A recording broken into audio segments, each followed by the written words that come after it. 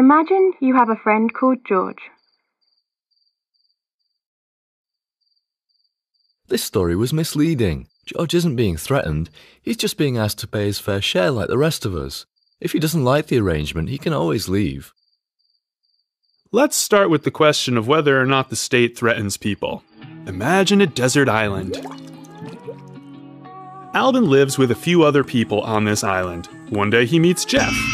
Jeff says, "Give me your ball, or you'll get a beating." Jeff's threatening Albin with violence, right? Yeah, of course. But taxpayers aren't being threatened like that. No one actually gets attacked for not paying taxes. Okay, let's have Jeff say something different. He says, "Give me your ball." "If you don't, I'll have to ask you to hand over your ball and your shirt. If you still don't cooperate, you'll spend the night tied to that tree. And if you resist being tied, you'll get a beating." Now Jeff's defenders could insist he'd never attack someone for something as trivial as refusing to hand over a ball. He'd only use violence as a last resort, as a penalty for breaking the rules and resisting the proper punishment. No matter how Jeff explains it, though, he is still threatening Albin with violence, right? Okay, yes, Jeff's still threatening Albin with violence, even if the violence is a couple of steps removed. But this isn't a good analogy for taxation. For one thing, modern states use taxes to provide services that help people. Okay, so what if you learned that Jeff just wanted to improve Albin's ball and give it back to him as a surprise? I guess I don't see Jeff as so much of a bad guy anymore, but he is still threatening Albin, which isn't okay. There are more differences between Jeff and the state, though. The state relies on taxation so that it can provide stuff that just wouldn't be possible otherwise, like roads. Private roads do exist, you know. Alright then, essential services like firefighters. There are private fire services too. Well, what about a reliable social safety net? Charity alone isn't enough. Before the compulsory welfare state crowded them out, there used to be lots of mutual aid societies. Together with charities, they did a pretty good job of taking care of the needy. Anyway, for the sake of discussion, let's assume that there are some important things that can only be provided using taxation. So Jeff isn't interested in Albin's ball anymore. Now he wants his gold coins. He's collecting money to build a fish farm. There was a serious fish shortage last month, and Albin agrees that a farm would be a good idea, but he doesn't trust Jeff with his money. He'd prefer to use it in other ways. Jeff says, "The farm will benefit everyone, and everyone else has paid their share. It just wouldn't be fair if you didn't chip in. That's why you'll get a beating if you don't hand over the money." Jeff just wants to prevent Albin from free-riding on an improvement that will help everyone. But isn't he still threatening Albin with violence? Alright. But in a modern democracy, it's the people who decide the law through their representatives. That's very different to an island where there's no representation. Okay, let's change things on the island to fix that. Some of the islanders decide that there should be a ruler with certain powers that other islanders don't have. This ruler is chosen by a vote, and Jeff was the first winner. Like before, Jeff is telling Albin to pay towards the improvements he has planned. If Albin doesn't surrender the money demanded, he'll be told to hand over even more. If he consistently refuses, eventually, the island guards will show up at his house, take him away, and lock him up.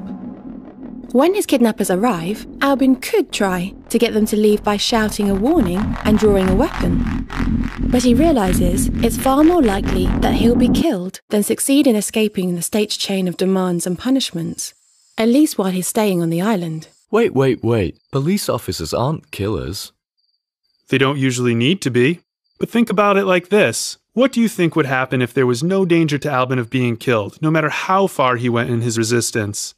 If the guards just left people alone who defended themselves powerfully enough, word would get out that you could safely ignore their demands.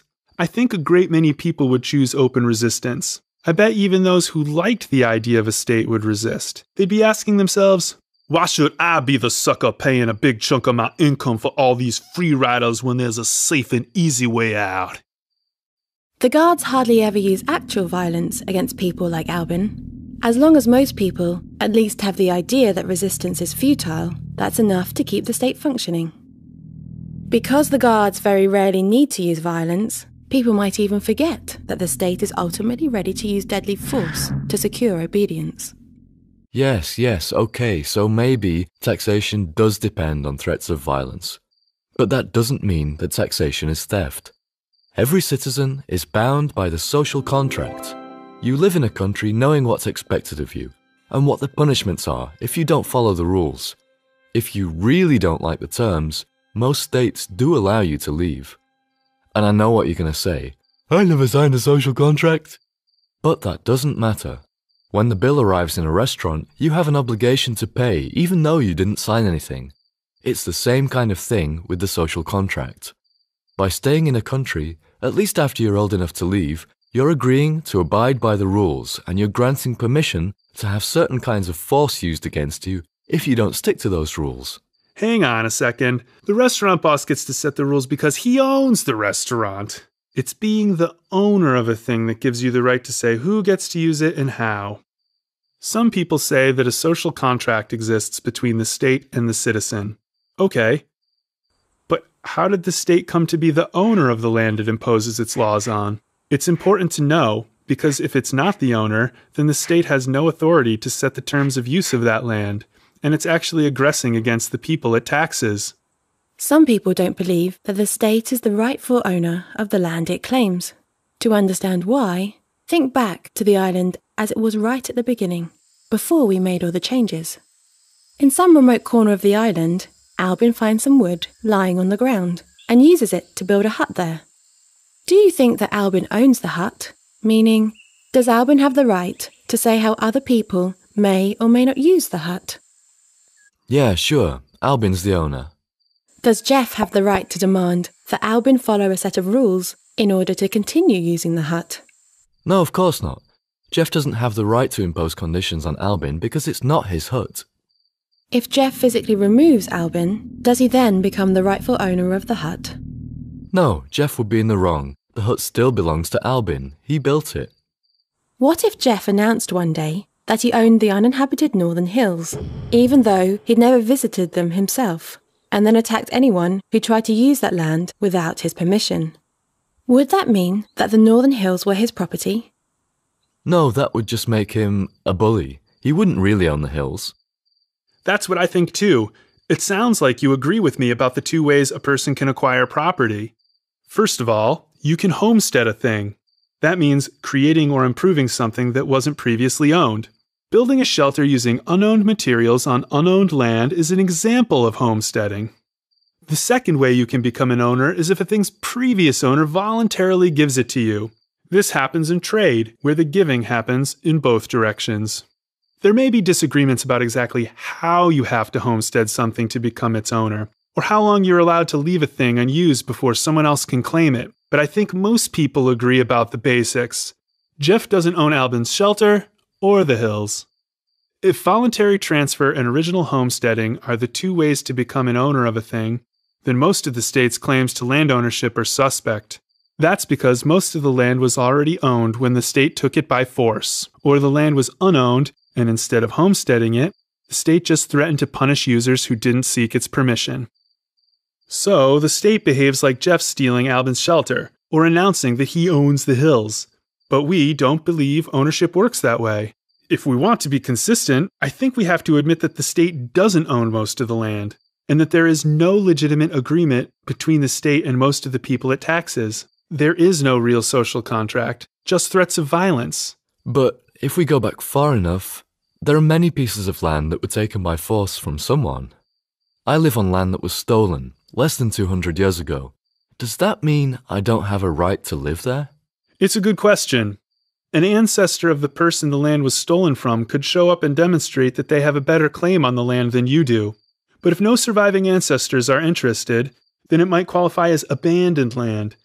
Abandoned land is treated like land that was never owned. It can be homesteaded and passed on through voluntary exchange afterwards. Okay, that does sort of make sense. But I'm not completely convinced yet. Let me think about it some more.